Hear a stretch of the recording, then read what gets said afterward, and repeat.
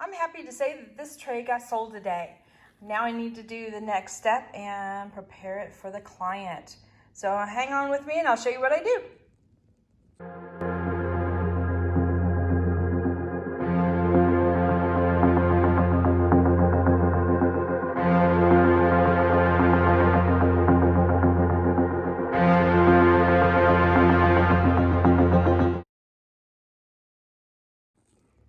All right, so the tray looks like it's done as it is right now, and it very well could be.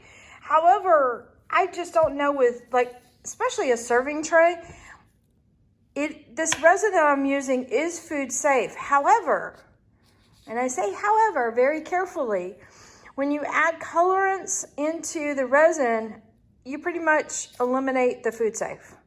So always keep that in mind. If you're ever using a resin that is food safe, the moment you put coloring in it, say bye-bye. So there's one way to solve that problem, and that's to do a flood coat of just clear resin. And that's what we're gonna do today. However, this does have some gold bits in it, and it has been sitting out for a while. I need to prepare this a little bit and do a little bit of scuffing up on it, just very gently. In some areas, it's not an overall kind of thing. It's just a few areas just to prepare it. And when you do that, you create these like very microscopic teeth. So that way when you pour the resin, it has somewhere to go into and really bond with the pre-existing resin. So that's what's gonna happen today. All right, and I already have some resin mixed up and ready to go. I'm gonna go put that on the shelf behind me and show you what I do with the sanding. All right, so I have just a little bit of sandpaper, 220, 120. Will do just fine. I'm just creating a little bit of roughing up, but I'm trying to be mindful of the gold I have here. I might just fold this, make it a little smaller. So I'm just gonna do a little bit of working around. Not a whole lot. When I do work with gold, it will sit on the surface. So it's easy to sand off if you go nuts on it. So we don't want to go nuts, we just want to do, can you hear me just barely hitting it? Okay. Now I'm going to take just a paper towel and get any residue off. Fold it in half, get a clean area, and do it one more time.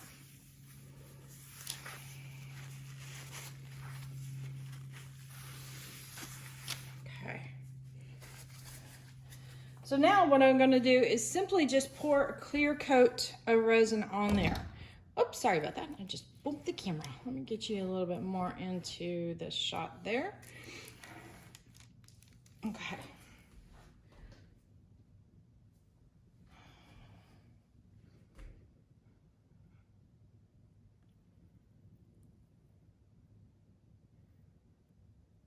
A little bit more than what I normally do for my dirty pours as far as a skin coat. So we want a healthy coat of clear resin, but not too much. And keep in mind, it's already gone up a little bit with my handles here. So this is gonna go up a little bit more. And I'm gonna have a paper towel handy to keep my hands nice and clean. Hit it with the heat gun just a little bit.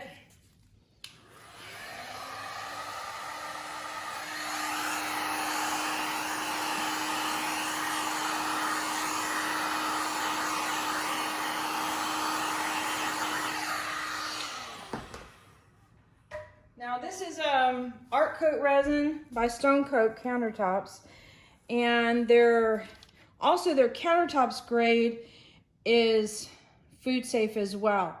So if you wanted to use either one of meaning the Art Coat or the Stone Coat Countertops, let me try that again. Either the Art Coat version or the Countertops formula for your flood coat, either one of those would do really, really well for food safe.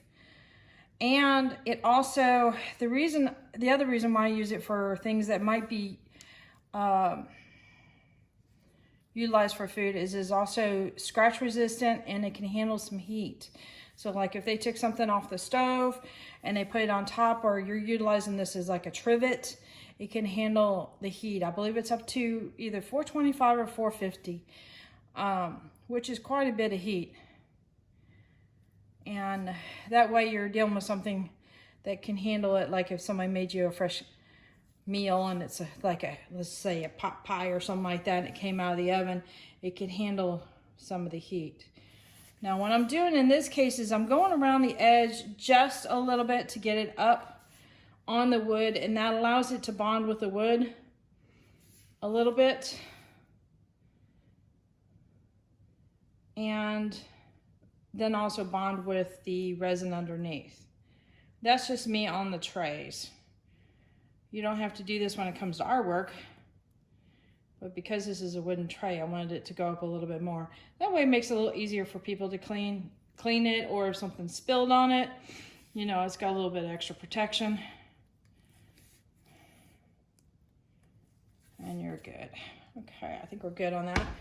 All right, now I've got my torch handy because it's really, really good for popping bubbles especially. But you know what I'm gonna do here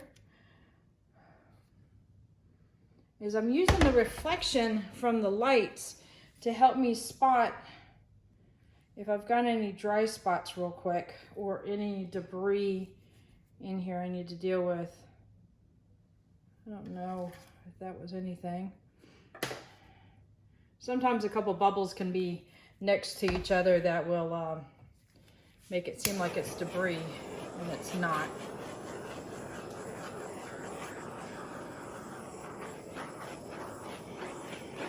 So what I always recommend when popping bubbles when it comes to a flood coat is to do your first round, let it set for a little bit, wait for more bubbles to come to the surface, and heat it again. All right. This time I'm going to look at the side. There's a whole section here that I didn't hit very well.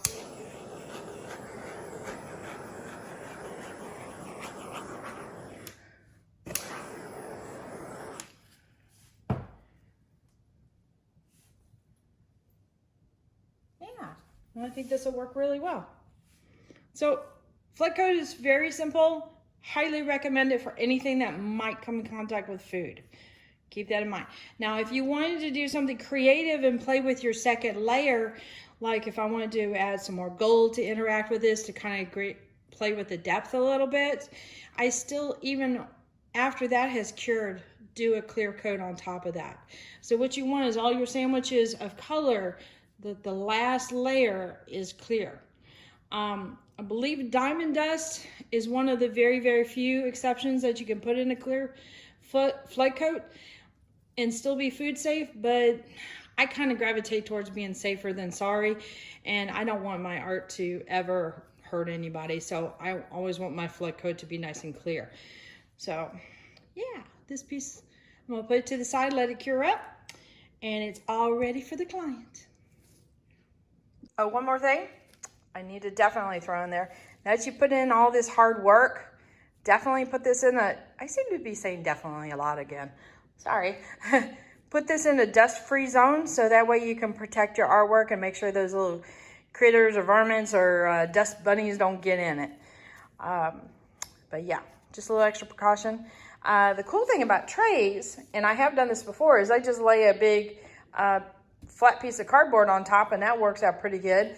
And even like a paper towel to allow it to flap over the handle holes. There we go, I got it, handle holes. Does that work out? Yeah, that works. So it's an easy way to protect the trays. All right, later.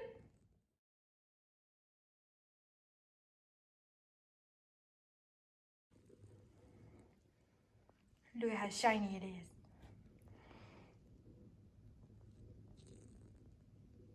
All right, so hit that like button, hit the subscribe button, but definitely hit the bell to get notified next time I put a video out. Later, y'all.